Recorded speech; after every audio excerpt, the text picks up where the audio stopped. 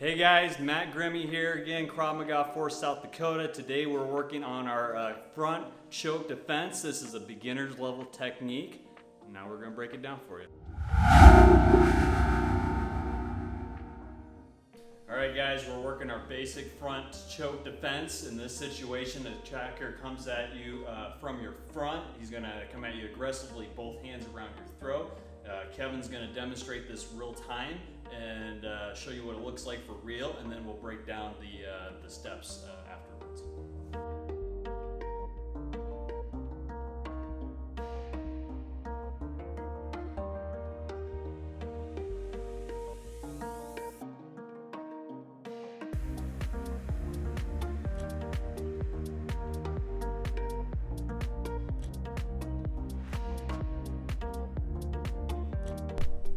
Alright guys, so we showed you what the front choke defense looks like at full speed, half speed, and quarter speed. Now we're going to break it down step by step and highlight some of the details that was happening there so that you can do it if you need to.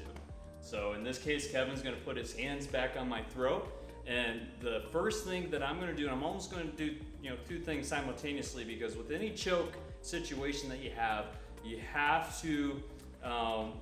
to address this situation right here, because with many chokes you only got 7 seconds to deal with that before you're going to black out. So it's very important that I peel this hand away from my throat. So I'm actually reaching in here, I'm grabbing right below the thumb, and I'm going to peel and pin it to my shirt, and if I need to I might even grab my shirt just to give myself some extra leverage. And while I'm doing that, simultaneously I'm going to get into what we call our T-squat. And I'm going to get a nice base because he's going to be pushing on me, he's going to be pulling on me. Go ahead and give me a little bit of push, check my balance there, Kevin. And I want to be in a nice base so that way I don't get plowed over.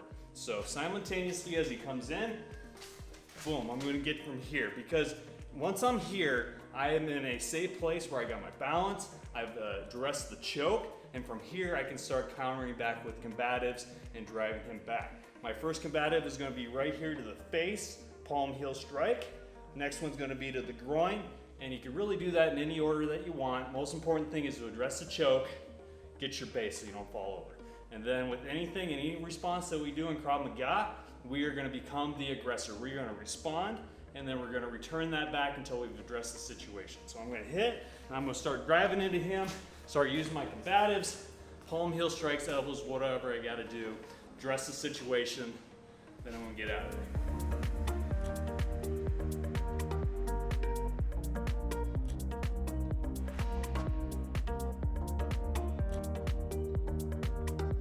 Alright, so we just saw Kevin perform the technique. I'm going to break down some of the opportunities for improvement here, some things that you might run into.